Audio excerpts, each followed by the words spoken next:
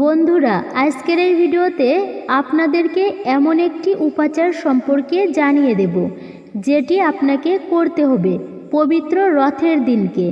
বন্ধুরা, যদি আপনি হঠাৎ করে অর্থপ্রাপ্তি করতে চাইছেন বা অর্থের প্রয়োজন হয়, তাহলে বন্ধুরা এই পবিত্র রথের দিনকে এই উপাচারটি আপনারা একবার হলেও অবশ্যই করবেন। 24 ঘন্টার মধ্যে যদি আপনি 1 লক্ষ টাকা চান, আপনার কাছে 10 লক্ষ টাকা আসবে। হ্যাঁ বন্ধুরা, গল্প হলেও সত্য। বন্ধুরা, এই যে তুলসী গাছের শিকড় নিজের কাছে রাখলে অর্থ আসে চুম্বকের মতো।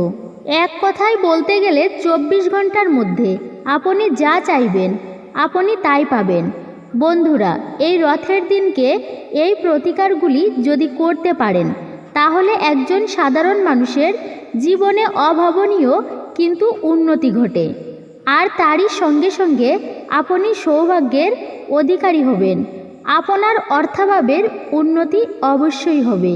আর তারই সঙ্গে সঙ্গে আপনি রাতারাতি বিপুল অর্থ সম্পত্তির মালিক হয়ে উঠবেন এবং আপনার যে মনোকামনা রয়েছে সকল মনস্কামনা আপনার অবশ্যই পূরণ হয়ে যাবে। আসুন তাহলে এবার মূল আলোচনায় আমরা প্রবেশ করি।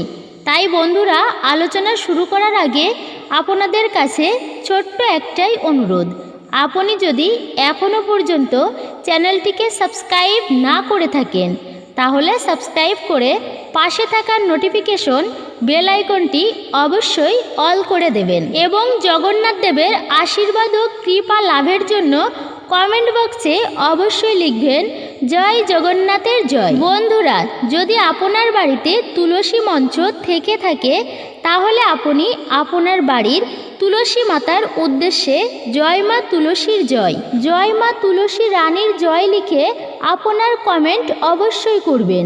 তুলসী গাছ এর কিন্তু একাধিক গুরুত্ব রয়েছে। তুলসী বৃক্ষ যে বাড়িতে থাকে সেই বাড়িতে সদা সর্বদাই সুখ শান্তি সমৃদ্ধি বিরাজ করে। বন্ধুরা, রোজ তুলসী গাছে জল দিলে একজন মানুষের জীবনে অনেক বেশি উপার্জন বৃদ্ধি পায়। যদি রোজ আপনি তুলসী গাছের গোড়ায় প্রদীপ অর্পণ করতে পারেন বা প্রদীপ জ্বালাতে পারেন, তাহলে শাস্ত্রমতে মনে করা হয় সেই বাড়িতে সুখ শান্তি বৃদ্ধি হয়।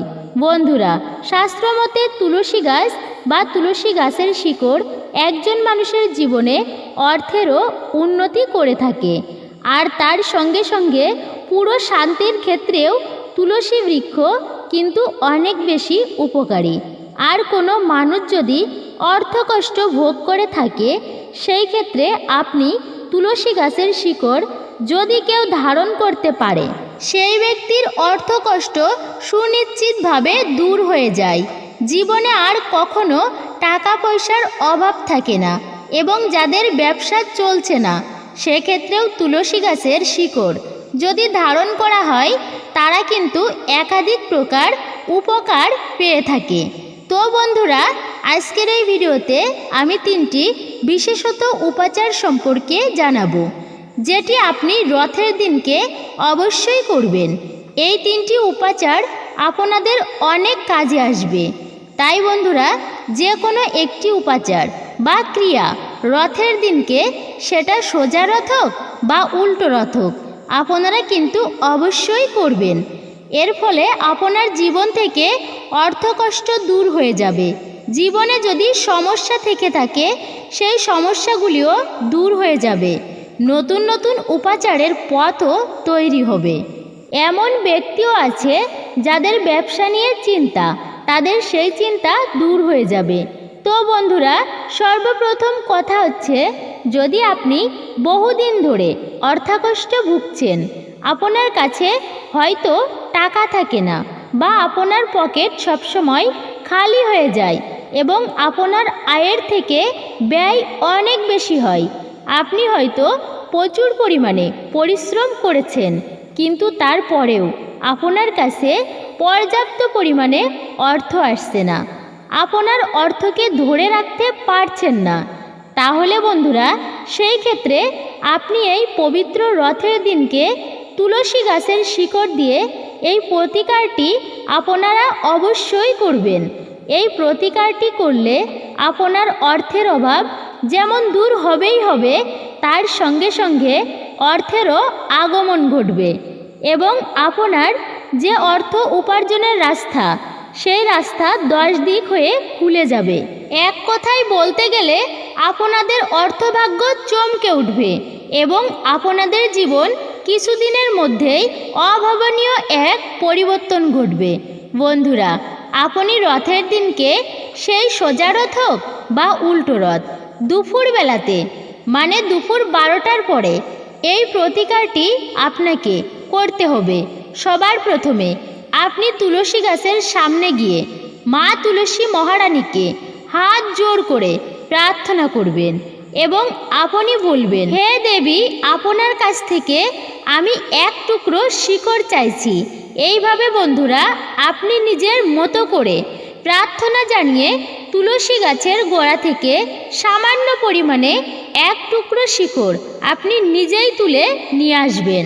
তারপরে সেই তুলসী গাছের শিকড় ভালো করে গঙ্গাজল দিয়ে শুদ্ধ করে নেবেন এবং সেই দিনকে মানে রথের দিনকে সেই শিকড়টিকে আপনি আপনার ঠাকুর ঘরে রেখে দেবেন।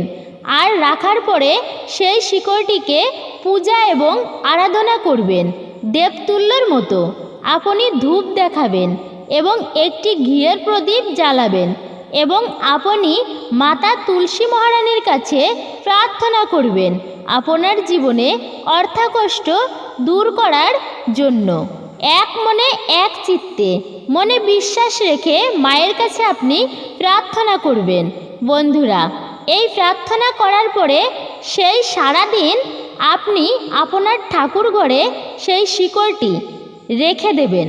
পরের দিন মানে রথের পরের দিন সেই শিকড়টি আপনি তুলে নিয়ে একটি হলুদ কাপড়ে মুড়ে সেই শিকড়টিকে আপনি আপনার মানিব্যাগে বা যেখানে টাকা পয়সা রাখেন বা যেখানে আলমারি রয়েছে সেখানে আপনি নিয়ে গিয়ে রেখে দেবেন, বা যেখানে আপনি ব্যবসা করেন সেই জায়গায় গিয়েও কিন্তু আপনি এই শিকড়টি রাখতে পারেন। ক্যাশ বাক্স বা যেখানে সোনাদানা এইসব জিনিসপত্র রাখা আছে সেখানে নিয়ে গিয়েও আপনি রাখতে পারেন সেই শিকড়টি। আর বন্ধুরা, যদি আপনি চান তাহলে আপনি এক টুকরো শিকড়ের বদলে আপনি 2 থেকে 3টা শিকড়ও রাখতে পারেন। তবে বন্ধুরা মাথায় রাখবেন, এই শিকড়টিকে কিন্তু হলুদ কাপড়ের মধ্যে জড়িয়ে রাখতে হবে। এর ফলে আপনার অর্থকষ্ট দূর হয়ে যাবে। বন্ধুরা, দ্বিতীয় যে উপাচারটি জানাবো সেটি হচ্ছে, অনেক সময় অনেক মানুষের ক্ষেত্রে গ্রহ নক্ষত্রের অবস্থান খারাপের ফলে বা গ্রহের কুদৃষ্টি পড়ার জন্য মানুষ জীবনে প্রচুর পরিমাণে কষ্ট পেয়ে থাকে বা জীবনে অনেক কষ্ট করে থাকে, কিন্তু তারপরেও তার কোনো উন্নতি হয় না। অক্লান্ত কঠোর পরিশ্রম করার পরেও পর্যাপ্ত পরিমাণে অর্থ তার হাতে আসে না। এর ফলে সে মানুষটির জীবনে তিনি প্রতিদিন বিভিন্ন রকমের 10 দিক থেকে বাধা বিপত্তি অশান্তির সৃষ্টি হয়। আটকে থাকা কাজ সেই ব্যক্তির কোনো দিনই কিন্তু সম্পূর্ণ হয় না এবং অনেক কাজ করতে গিয়েও প্রথম অবস্থায় যদিও ভালো থাকে, পরবর্তীকালে বিভিন্ন রকমের বাধাও সৃষ্টি হয়। সেই ক্ষেত্রে বন্ধুরা আপনি একটি তুলসী গাছের শিকড় নেবেন এবং যখন আপনি এই তুলসী গাছের শিকড় তুলবেন বা আনবেন সেই সময় আপনি মাতা তুলসী মহারানীর কাছে একই রকমভাবে প্রার্থনা করবেন। তুলসী মহারানীর কাছে অনুমতি নিয়ে তুলসী গাছ থেকে শিকড় আনবেন। তারপরে একই রকমভাবে সেই তুলসী গাছের শিকড়টিকে ভালো করে গঙ্গা জল দিয়ে ধুয়ে আপনি আপনার বাড়ির ঠাকুর ঘরে রেখে পূজা অর্চনা আরাধনা করবেন, ধূপ প্রদীপ জ্বালিয়ে দিবেন এবং পূজা আরাধনা করার পরে শিকড়টিকে বেঁধে আপনি আপনার গলাতে সেটিকে ধারণ করবেন। বন্ধুরা, রথের দিনকে এই উপাচারটি করলে যদি আপনার জন্মছকে কোনো রকমের যদি গ্রহ দোষ থেকে থাকে তাহলে সুনিশ্চিতভাবে সেই দোষ কেটে যাবে। এর ফলে আপনার জীবনে আয় উন্নতি হবে। আপনি যদি ঋণে জর্জরিত হয়ে থাকেন তাহলে আপনি সেই ঋণ থেকে আপনার সুনিশ্চিতভাবে মুক্তি পাবেন মা তুলসী ও জগন্নাথ দেবের কৃপায়।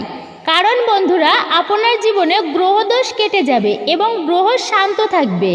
এবার তৃতীয় যে উপাচারটির কথা আপনাদের জানাবো, সেটি হচ্ছে বন্ধুরা, ধরুন আপনার কোনো জীবিকা নেই, হয়তো আপনি বেকার, হয়তো আপনি আপনার মনের মতো কাজ খুঁজে পাচ্ছেন না, বা হয়তো আপনি কোনো ব্যবসা করতে চাইছেন, কিন্তু সেই ব্যবসা কোনো মতেই হয়তো আপনি করে উঠতে পারছেন না।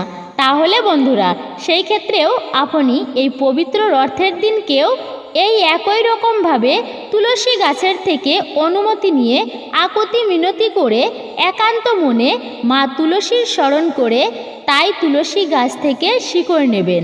তারপর একই পদ্ধতিতে তুলসী গাছের শিকড়টি ভালো করে ধুয়ে ঠাকুর ঘরে রেখে পূজা পাঠ আরাধনা করে আপনি সেই শিকড়টিকে একটি রূপোর তাবিজে, যাকে মাদুলি বলে, তার ভিতরে ভরে আপনি তাবিজের যে মুখ রয়েছে সেটিকে ভালো করে মোম দিয়ে মুড়ে দেবেন এবং সেটিকে আপনি লাল সুতা দিয়ে বেঁধে গলায় ধারণ করবেন, বা আপনি যেখানে ব্যবসা করছেন সেই ব্যবসা স্থানেও সেই তাবিজটি মুখ্য দরজার সামনে সেটিকে ঝুলিয়ে রাখতে পারেন।